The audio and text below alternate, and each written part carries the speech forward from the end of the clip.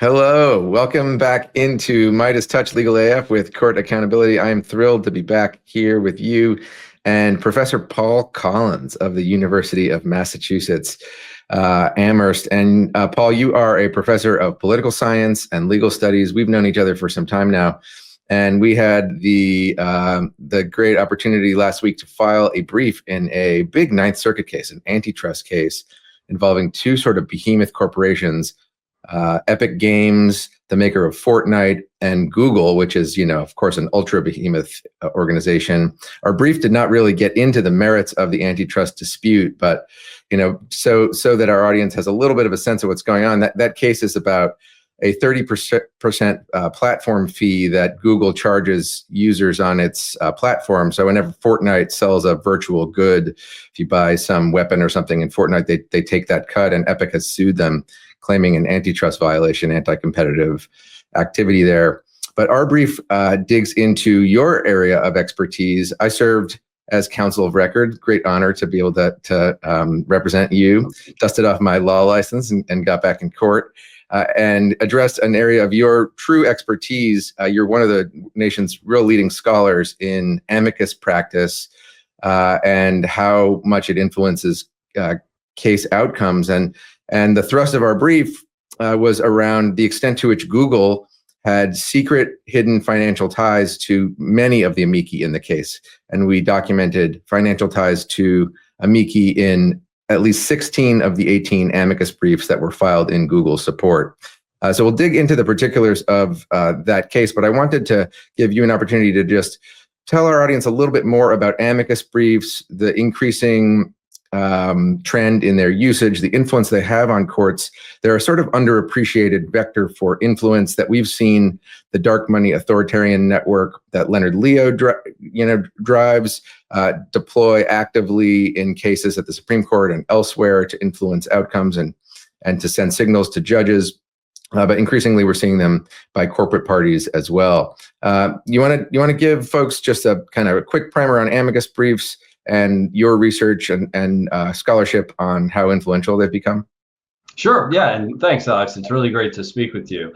So amicus curiae briefs, it literally means friend of the court from Latin. And what these briefs are they're legal briefs filed by third parties that, they're not direct litigants in a case, but for whatever reason, they believe that they have some interest in the outcome of the case. And there can be a lot of reasons for that, right?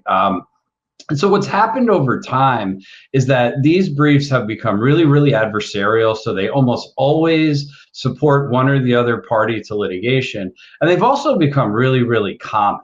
And so, for example, in the US Supreme Court, it's the rare case that doesn't have an amicus brief, right? So what I mean by that is like 98% of cases have amicus briefs. And I think in the Supreme Court now, the average number of briefs per case is around 14.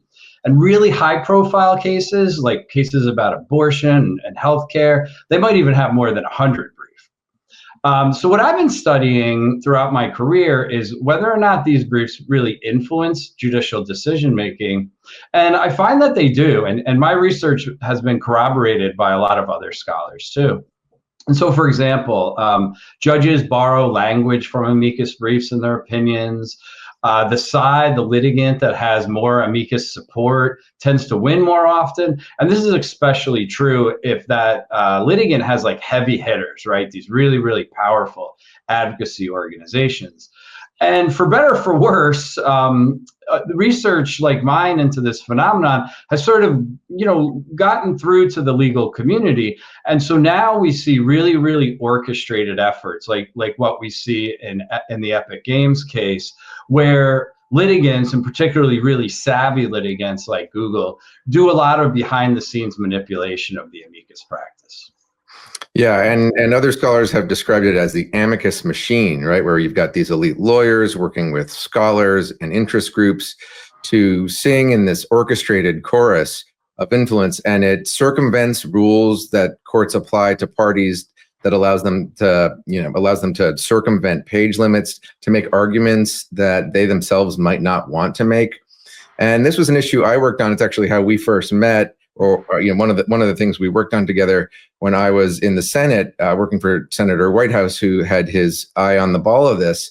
because the rules at the Supreme Court, which sort of purport to prevent anonymously filed amicus briefs, have huge loopholes in them that effectively allow particularly big corporate and special interest plaintiffs to file these anonymous briefs without disclosing them, because the language of the rule is so narrow. Actually, we had this crazy correspondence that I know I shared with you between Senator Whitehouse and the Chief Justice of the United States, John Roberts, after we saw a story that showed that Roberts had kicked a brief. They had refused to accept a brief that was crowdfunded by a small nonprofit because a couple of these $50 and $100 donations had been given by anonymous contributors. Meanwhile, they routinely accept dark money funded briefs from multi-million-dollar interest groups and from trade associations like the U.S. Chamber of Commerce. And that correspondence led ultimately to a referral by the United States Supreme Court to the Judicial Conference, which is the rulemaking body for the courts, after another story in Bloomberg identified that Google and Oracle, in a big Supreme case that they waged against each other, had each funded many of the amicus briefs in their own support. In that case, it was Google had funded 10 of the briefs. None of that was disclosed. And the Supreme Court seemed to throw up its hands and tell the Judicial Conference, well, now we've got a real problem here. If parties are using it this way, maybe you should look at changing the rules applicable to the appellate courts, because those rules are so similar to the ones at the Supreme Court. Okay, so maybe it's worth diving into what we found in this brief, or in this case rather, with so many of these interest groups that had been funded by Google, and we went a little deeper than that, right? We saw all these other these other sort of indicia of Google influence in the submissions and in Google's own filings. Do you want to get into some of that?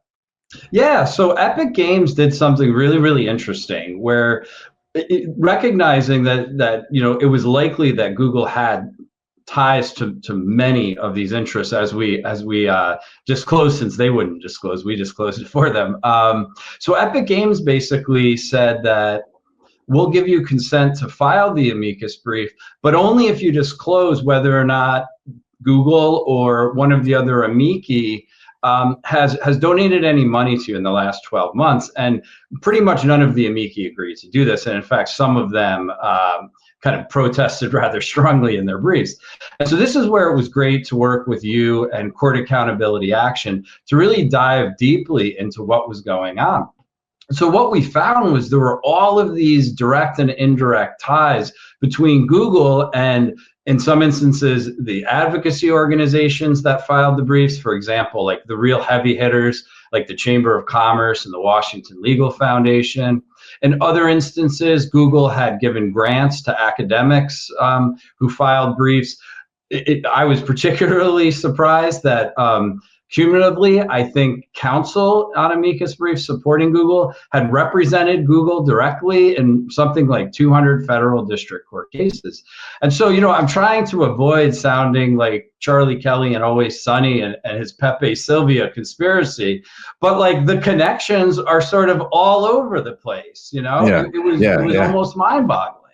Yeah, and you do have to disclose, whether the party or its counsel had written the brief or funded the preparation or submission of the brief.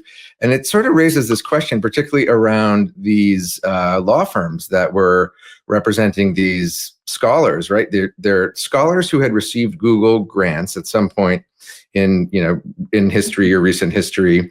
And then they're being represented by big law firms, which do kind of pro bono work. They typically, I worked at one of the big ones in Washington, and we did a lot of pro bono work. It was usually sort of public interest pro bono work, not sort of effectively on behalf of Google. So, we don't know whether those firms were being paid by Google, whether they were doing the work pro bono on, effectively on behalf of Google, which raised some questions. We had one scholar on Twitter who objected to some of our characterizations.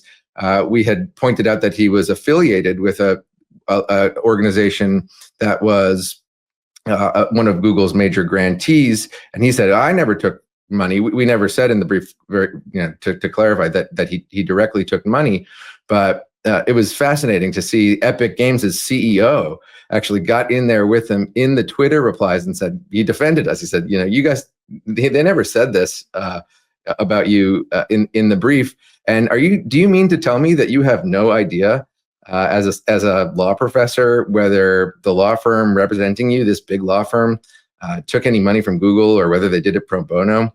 And so, yeah, I mean, it was wild to see. One other example was around the Global Antitrust Institute at George Mason University, which has been a major vector for big tech influence on public policy and law.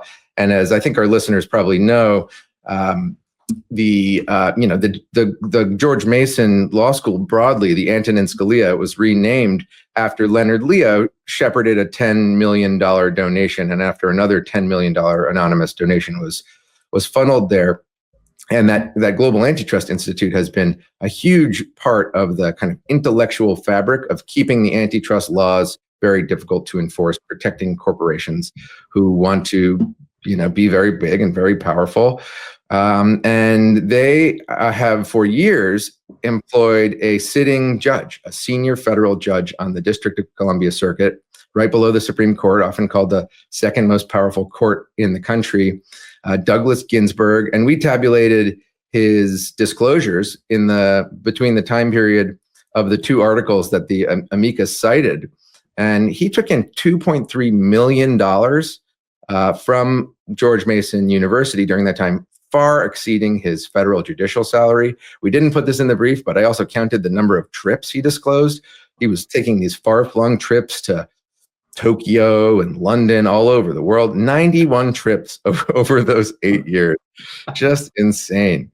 So, it was really an amazing chance, to work with you, to highlight your expertise. Really grateful for that opportunity to do that. And there couldn't really be a better time for it, because the Judicial Conference is taking seriously this issue, right? And they are in the process of considering changes to the rules. I'm planning to go down to testify in February before the Judicial Conference to support some of these proposed rule changes, which, as you mentioned, Paul, some of these big interests are opposing. Have you been following the rule changes? Is it worth getting into some of what they're talking about? Yeah,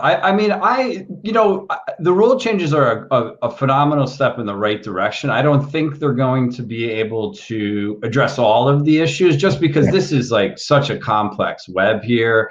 And of course, there are First Amendment concerns, right? So I have a little bit of sympathy with some of the counter arguments, but it's very clear the system is broken. And it'd be great if the Judicial Conference did something about it. I mean, the Amicus Act that's been sitting in Congress that we worked on together.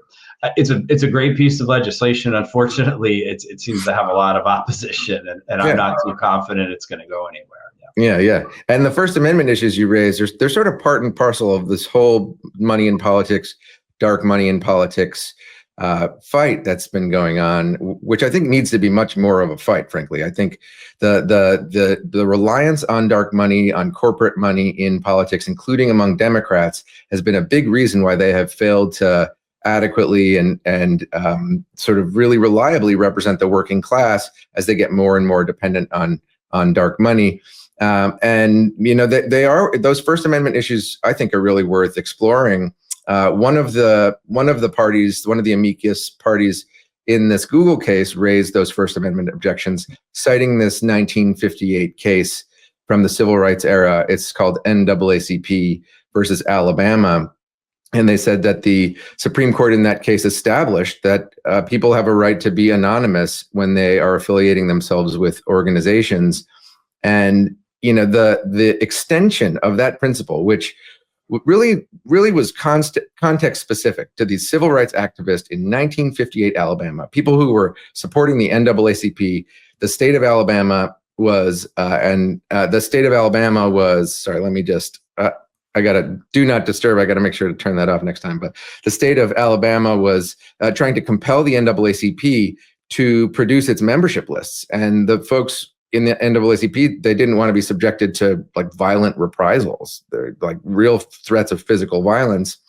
And in a case a couple years ago, that principle was effectively extended in the context of these political nonprofit groups. And the Charles Koch machine spun up a huge amicus effort to establish sort of exactly this principle in the context of California's efforts to look at the donors to nonprofit organizations to make sure that they were complying with federal law. And the Supreme Court took a big step in effectively constitutionalizing dark money.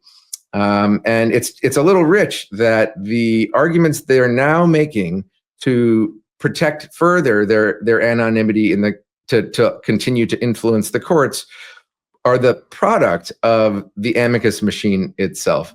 And one thing the Judicial Conference and the committee that's been reviewing this is led by, it's not like being led by liberals. It's being led by Jay Bybee, who folks might remember from the torture memos under George W. Bush, a conservative Republican appointed judge, circuit judge.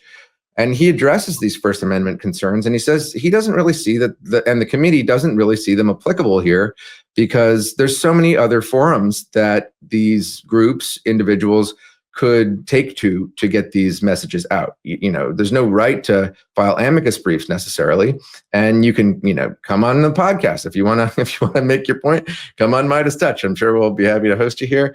Or write your own articles or op-eds. So I'm going to be really interested to see how those issues are addressed by the committee as it considers this rule. Yeah, I think that's the key. I'm a social scientist, not a lawyer, but I know enough about constitutional law to kind of grapple with some of these issues. And I think you put it, really succinctly that there isn't a constitutional right to file amicus briefs. And so having rigorous disclosure rules really is a very positive step in the right direction to try to address what's really gotten out of hand, right? Because to me, one of the most interesting things about what we did is that we have this case that, just involves these absolute giants of the tech industry. And we disclosed connections that are really, really hard to find, right? And so it's not as if what we did could be necessarily replicated in every case, right? It involves a lot of behind the scenes legwork that you and the folks at Court Accountability Action did. And it would be great if all of this could be disclosed, but without a great deal of resources, that's what's sort of interesting is fighting resources with resources, right? Yeah. It's going to be really, really hard to do unless, again, the Judicial Conference steps in and passes some common sense rules here. Yeah, awesome. Well, it was a real pleasure and an honor to work with you on this. We'll be sure to have you back to keep folks updated on these issues. This is like, we're usually talking about law and politics and big social issues and what Trump's appointees are doing, but this stuff's really important. It goes under the radar. It changes the law that affects all of our lives. These antitrust issues, they affect our pocketbooks, our wallets, and it's important that the people have a voice in some sight lines into what's happening here. This type of anonymity, lack of transparency, really threatens the fairness of and the transparency, certainly, of the judicial process. And it's part and parcel of the big picture concerns that we talk about on this show around the capture and weaponization of the court by these well-resourced interests across a range of areas. So, Paul, thank you so much for your time, for working with us on this brief. Great to see you here. Until next time, make sure you like and subscribe our work here on Midas Touch Legal AF. You can check out our website, Court Accountability, if you want to read the brief. There'll be links to some of the coverage here. We're up to over 400,000 subscribers here on Legal AF. Super exciting. We'll keep building this community. Until next time, signing off. In collaboration with the Midas Touch Network, we just launched the Legal AF YouTube channel. Help us build this pro-democracy channel where I'll be curating the top stories at the intersection of law and politics. Go to YouTube now and free subscribe at Legal AF MTN. That's at Legal AF MTN.